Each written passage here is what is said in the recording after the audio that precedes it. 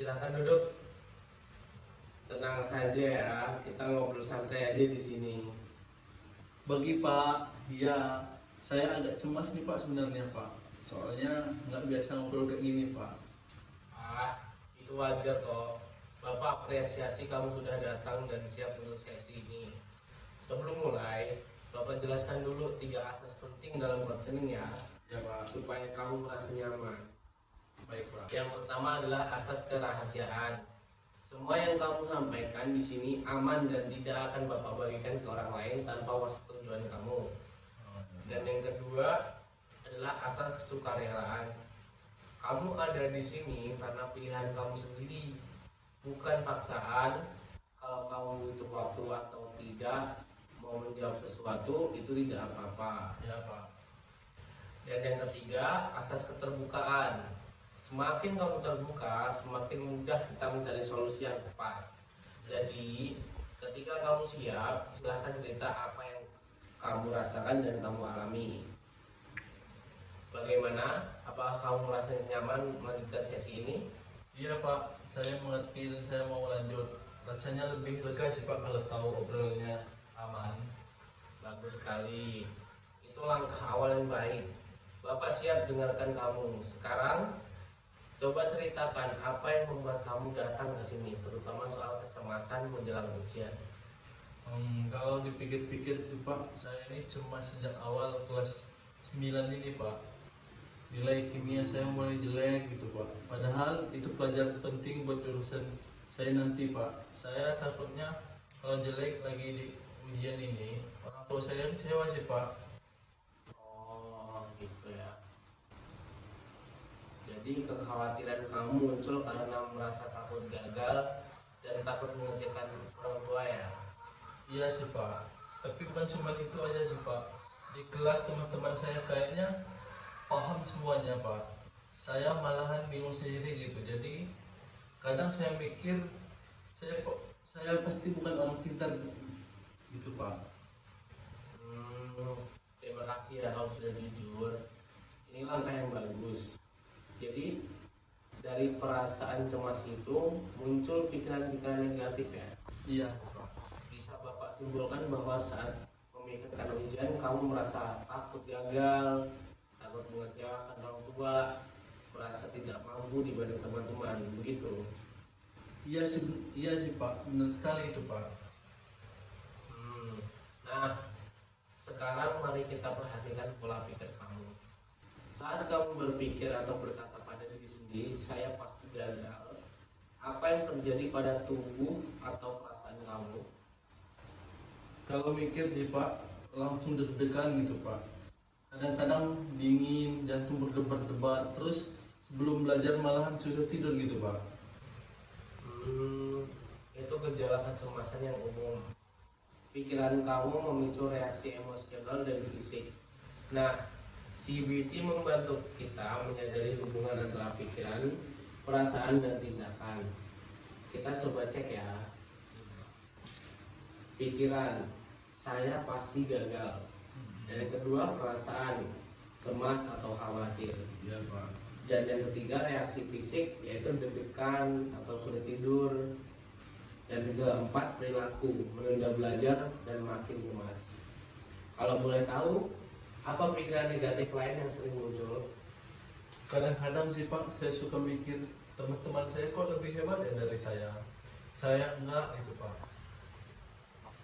Dan saya nggak akan bisa gitu Pak menyusul mereka. Atau nilai ini menentukan masa depan saya. Padahal saya sudah usaha gitu Pak. Nah, itu contoh distorsi kognitif. Kamu menggeneralisasi dan menilai diri secara tidak seimbang. Ini bukan fakta, tapi interpretasi pikiran yang belum diuji. Yuk kita coba cari buktinya. Ya Pak. Sekarang coba Bapak ajak kamu cek pikiran. Saya pasti gagal. Apakah kamu pernah gagal di semua ujian sebelumnya? Enggak juga sih Pak. Kadang malahan bisa bagus kalau belajarnya pas Pak. Nah, berarti tidak benar bahwa kamu selalu gagal. Ada kalanya kamu berhasil juga. Jadi harus lebih tepat kalau kamu bilang saya pernah gagal, tapi saya juga pernah berhasil. Betul? Betul Pak. Nah, itulah cara kerja CBT. Kita menantang pikiran otomatis yang negatif dengan bukti nyata. Sekarang, coba ganti pikiran itu dengan saya pernah gagal sebelumnya, tapi saya juga pernah berhasil. Saya bisa memperbaiki diri dan dengan belajar, dan hasil ujian bukan akhir dari segalanya.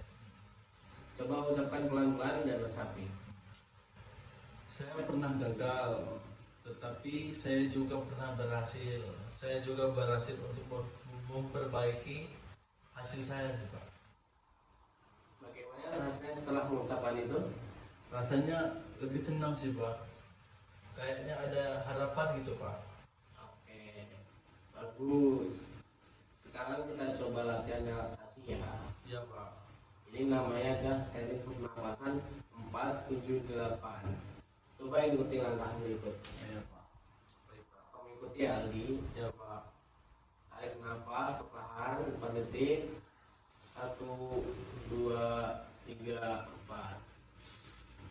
Tahan nafas 7 detik. 1, 2, 3, 4, 5, 6, 7. Hembuskan pelan-pelan.